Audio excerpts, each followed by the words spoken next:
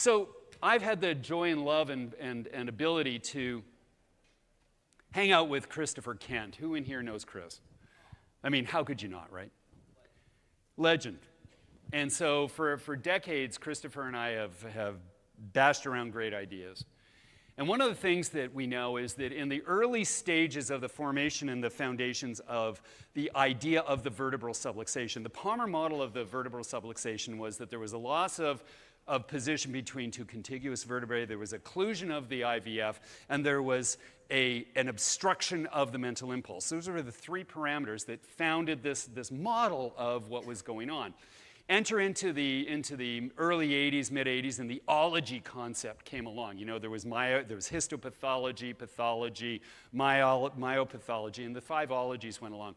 And Christopher was teaching at Palmer at the time, and he was originating the insight scanning technologies, which I have now taken forward.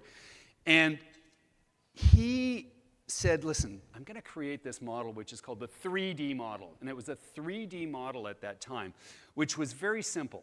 He said, listen, at all times in the measurement and the objective findings of the vertebral subluxation, you're going to find that there is discord in structure, the vertebral part of it. And he said vertebrae move and have positional issues that go along. So dyskinesia is going to be one of the comments that are there. But it's the most minor of them all because when we talk about the vertebral subluxation, it's more about the obstruction in the nervous system than the tone and movement of the spine itself. But it exists.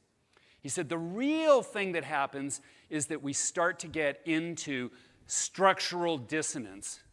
And in this case, he used the term dyskinesis, which is a reversible pathophysiological state of wasted energy. So, look, gravity's not going away. And as a result of that, when you are out of balance and you are protecting yourself against this whole relationship of the vertebral subluxation in your system, you're going to expend enormous amounts of energy. And it's catabolic. You're just going to waste so much energy that you're exhausted all the time. So who in here knows that when they see people that have had vertebral subluxations for periods of time, that they are physically and emotionally and structurally exhausted? They're exhausted. They hurt. But the hurt is the compensation. Neurologically, they can't pull themselves out of this problem at a structural level. They need assistance.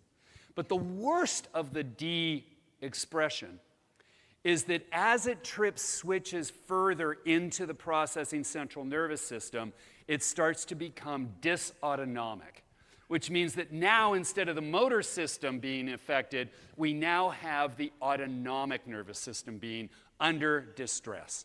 Not stress, but distress. And as a consequence of the autonomic system being under distress, and here's the most terrifying part of this whole vertebral subluxation relationship, is that we get the 4th D happening, which is disaffrontation.